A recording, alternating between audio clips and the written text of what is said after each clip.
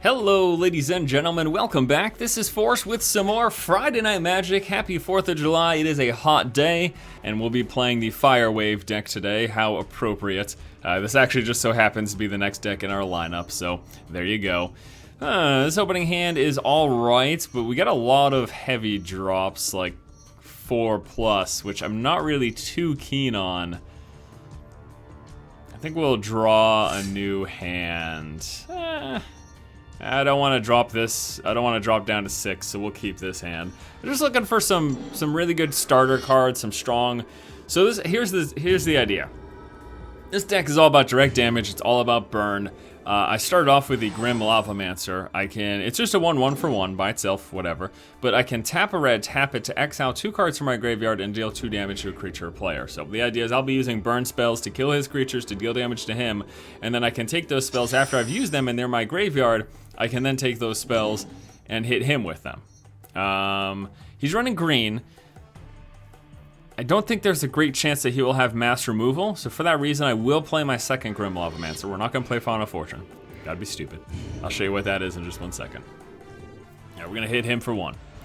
Okay, so take a look at the cards in my hand. We've got Magma Phoenix. It's 5 for a 3/3 flying. When it dies, it deals 3 damage to each creature and each player, so it does mass damage. And then I can return Magma Phoenix from my graveyard to my hand. So if it dies, I can keep bringing it back, essentially. That's a popular theme among phoenixes in Magic. It's a popular theme among phoenixes in general, because phoenixes are all about reincarnation and all that wonderful stuff. Bunch of phoenixes in this deck. We've got a Browbeat, and we will attempt to play that. I'll wait till after combat phase, though, so he's a little bit more hesitant to take that additional life loss. So we're going to go into combat. I'm going to bring him down to 17. This might make him think twice about losing the life. Browbeat either lets me draw 3 cards, or the opposing player can pay 5 life. So 5 life would bring him down to 12. He might be a little hesitant to go down to 12. So, choose a player to draw 3 cards. I'm going to choose Force. Now, he can decide, I will go down to 12, or you can draw the 3 cards. So I'm going to let target player draw 3 cards. What does he decide? Does he want to go down to 12, or does he want to give me hand advantage? He decides to go down to 12. Okay, there you go. So it's a win-win for me. Either I get more cards or it deals 5 damage to the opponent. Either way, okay. You know what I mean? That's sort of the concept there. All right, so he's playing the Elf deck. Until end of turn, target force becomes an XX tree folk, where X is the number of elves you control. Yeah, we're gonna throw down a Goblin Arsonist. Unfortunately, we didn't draw another land, which we do need for our Firewing Phoenix, 4/2 flying. You can return to your hand. Nothing to do during combat phase. We don't want to attack into his 2/2, so we're just going to pass the turn on over. And the last card that we have in our hand is the Final Fortune. I'll show you exactly what that is in a second. 2 lands, take an extra turn after this one. At the beginning of that turn's end step, you lose the game. So the idea is, if you just need 1 more turn to win, you can drop Final Fortune and get that extra turn. But if you don't win during that turn, then you just straight up lose the game. Conceptually, that's the thing there. Heedless 1 gets pumped up for each elf, so it's a 2/2. I desperately need to get rid of those. And I've got the option to do so.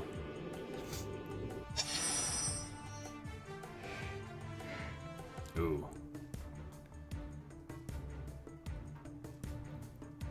All right.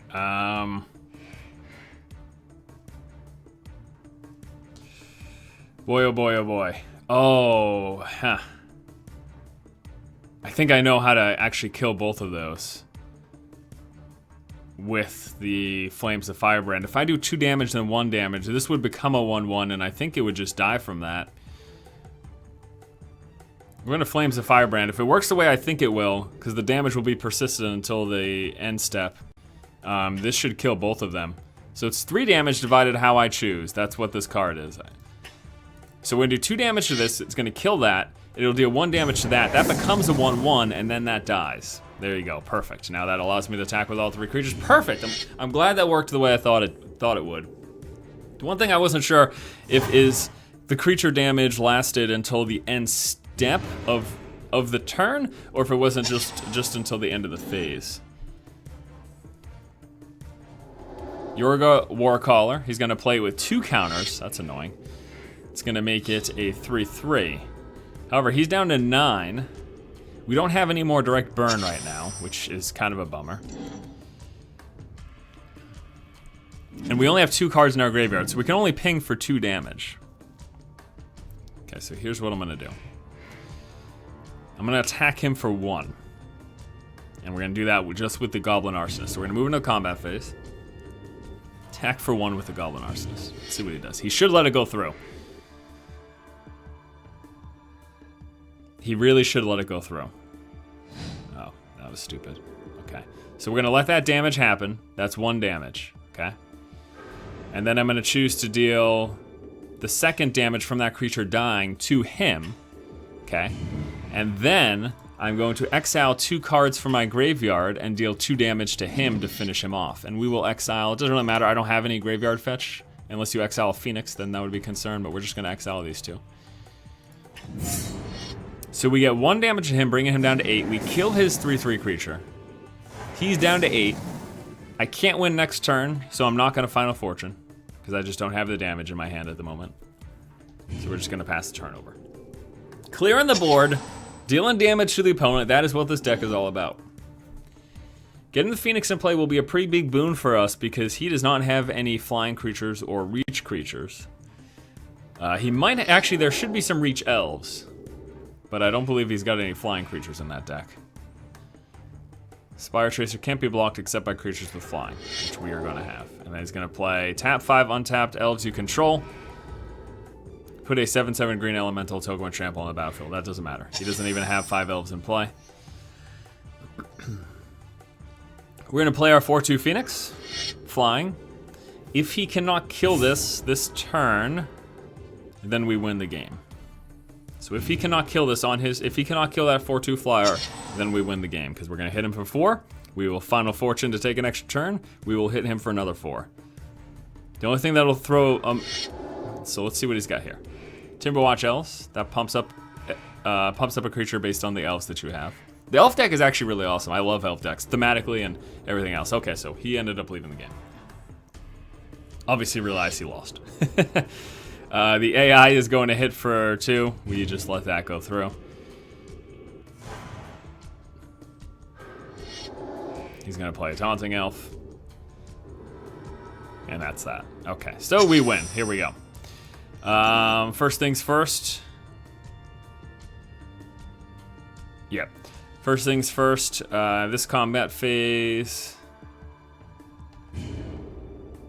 we attack for 4. 4 damage goes through. I then ping him for 2 damage. I just want to be absolutely 100% positive, in case he's got a fog or something. Ping him for 2 damage. We then... Oh, we can actually just kill him right now. We don't even need to Final Fortune. That's right. And then we finish him off right now. 2 more damage. Exile these 2 in our graveyard. And if we wanted to, we could Final Fortune to take an extra turn, but that is unnecessary.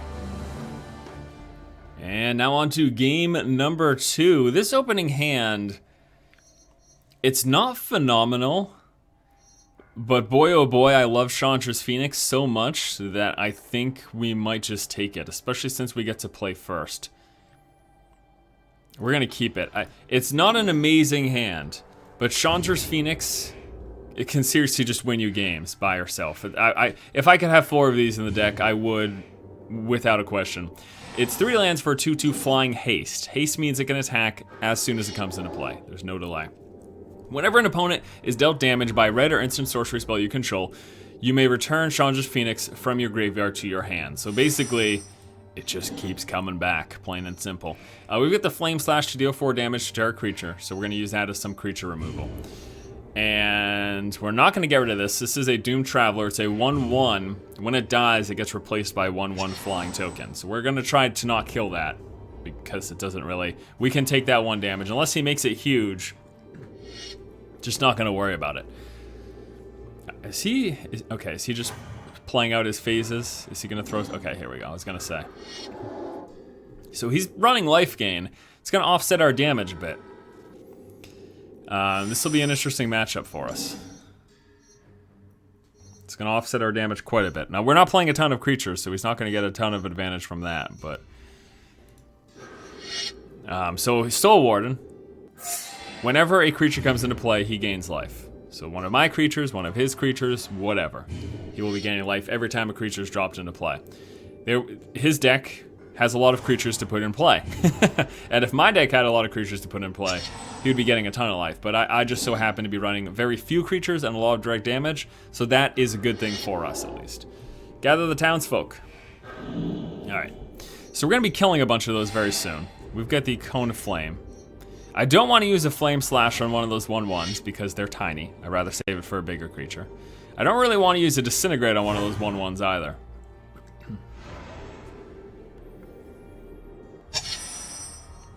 Slith Firewalker. It's a 1/1 haste.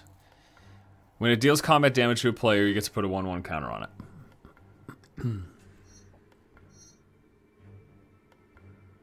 I don't want to play that right now. I might just Flame Slash his Soul Warden, come to think of it, so that he stops gaining life. I guess I should have done that earlier, huh? But I think I'm gonna do that. I'm gonna Flame Slash his Soul Warden so he stops gaining life.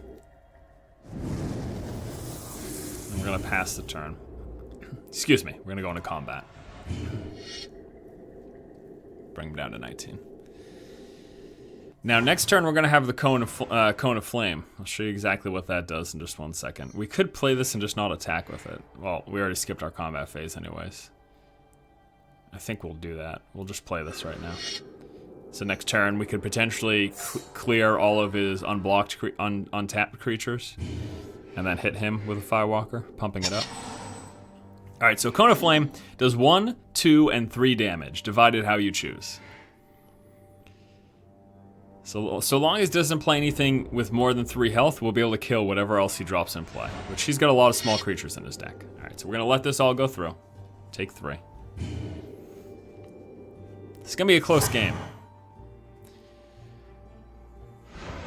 Let's see. Nothing during second main phase. That surprises me quite a bit. Okay. I'm just going to move into combat phase right now and attempt to hit him. I'm guessing he's gonna maybe exile something. Alright, go into combat. I'm going to swing for 3. Here it is. Where's he playing? Restoration Angel. Damn. Alright. I'm guessing he's gonna block the Firewalker. Oh, he's bouncing back for... he's gonna block both. Okay. Alright, well...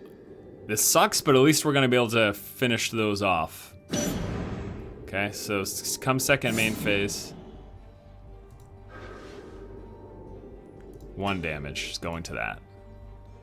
2 damage going to that. 3 damage. Let's do it to his face.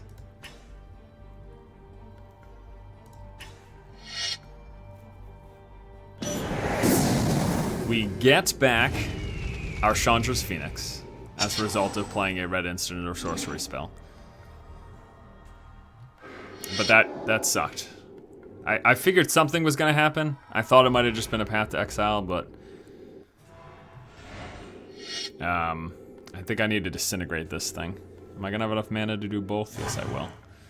This is going to pump up his other creatures whenever he plays a creature that becomes deadly damage very quickly, so... So we are going to Chandra's Phoenix.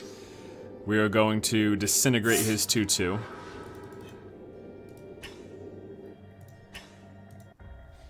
So if he played 2 creatures next turn, he could just hit me for a crap ton, essentially. Like, I can't let that live. It's too scary. Unfortunately, though, now we're sort of on our back foot. We don't have a lot going on. We've got a Final Fortune in our hand. But remember, we're only going to play that if we can guarantee a win the turn after.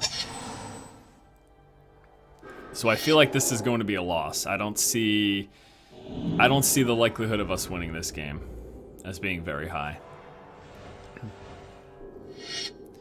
The idea with his deck is he gets a bunch of small creatures in play, and then he can pump them up for some damage very quickly, like out of nowhere.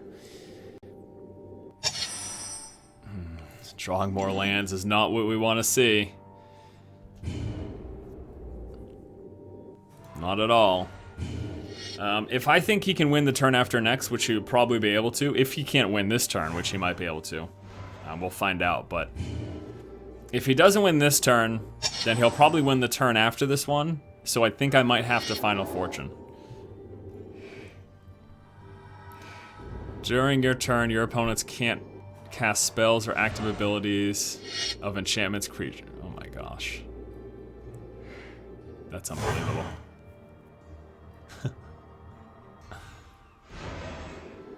That doesn't matter. So he will win next turn. So I have to Final Fortune. I've got enough mana to do both of these. There's a possibility that I could win. It's not super high, but there's a possibility. We're gonna Lava Axe him for 5. Brings him down to 7. We're gonna have to find a way of dealing 5 more damage next turn. Or 3 more damage. Okay, so now, go into combat phase. Hit him for 2.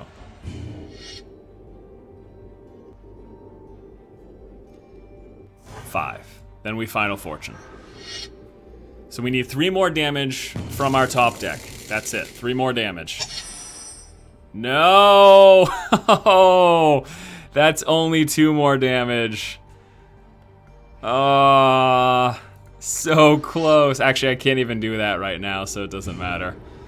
Oh, man.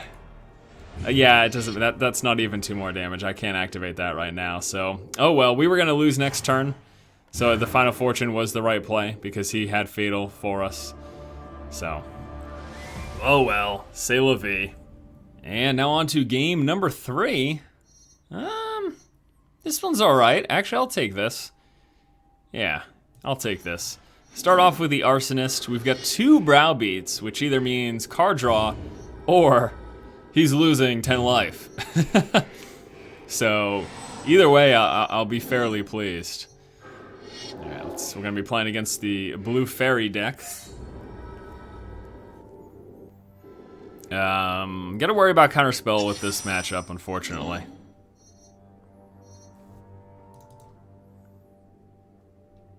I'm going to swing for 1. I'm guessing he won't block because he's got cards to pump up his other fairies. So it's advantageous for him to keep a fairy in play when it can be pumped up by another fairy.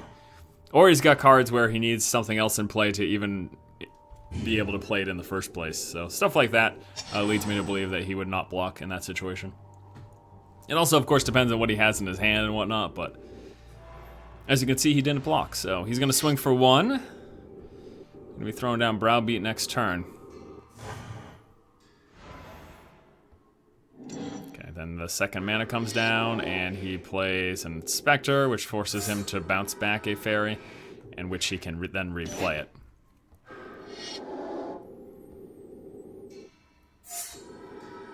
Alright. So we will attack for 1. He's not going to block this at all. And then I'm gonna Browbeat. I could use some more lands, so. Choose us to draw 3 cards. See if he takes the 5 or not. Let's just draw 3 cards, perfect. So we're up to 7 now. We've got lots of target removal. Lots of options. I'm pretty happy with this. Let's see if he plays any other things. Second main phase. So if you're wondering how it works, if you're coming here from Hearthstone, Magic works in phases. You untap your cards.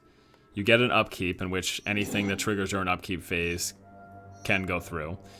And then there's the draw step, a main phase, a combat phase, and a second main phase, and then the end step. That's sort of the basics of it. Trying to think if I want to Furnaces of Wrath right now.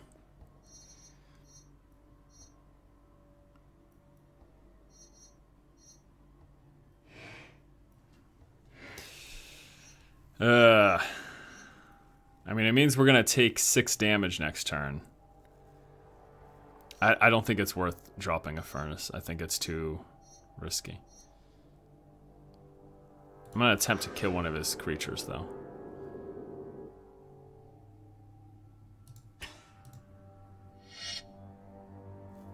Okay.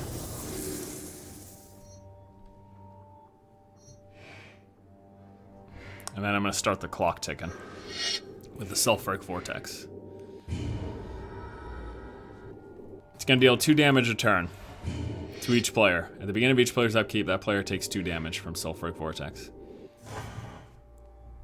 And the idea is that we just try to outpace our opponent's damage. And they take the damage first, as you can see, since we play it, and then their upkeep triggers.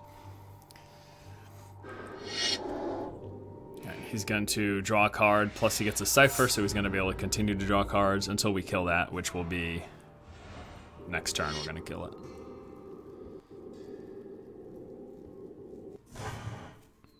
So he gets 2 card draws.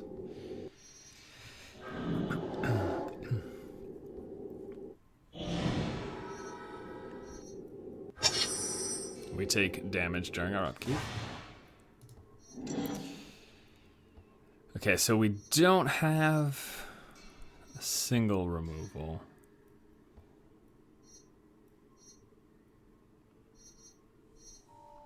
I could just disintegrate for 1. I think I'm gonna do that.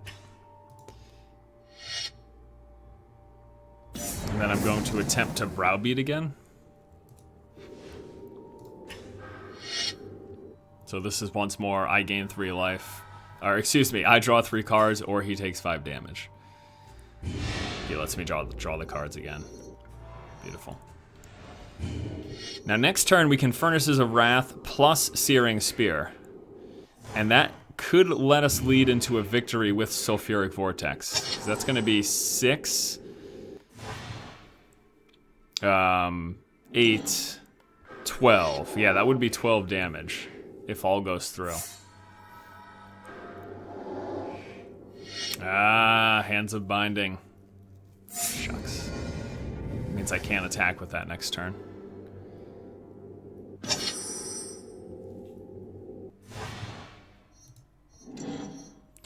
Got a Flame Break for 3 damage to each creature without flying each player. That doesn't do me much good. I want to play the Furnaces of Wrath, but I'm trying to think if he could kill me next turn. I don't think he could. He's not going to die next turn, though, because this is going to be 6 damage instead of 3. And then that's going to be 4. So that's only 10. So he's 2 away from dying if I do it that way.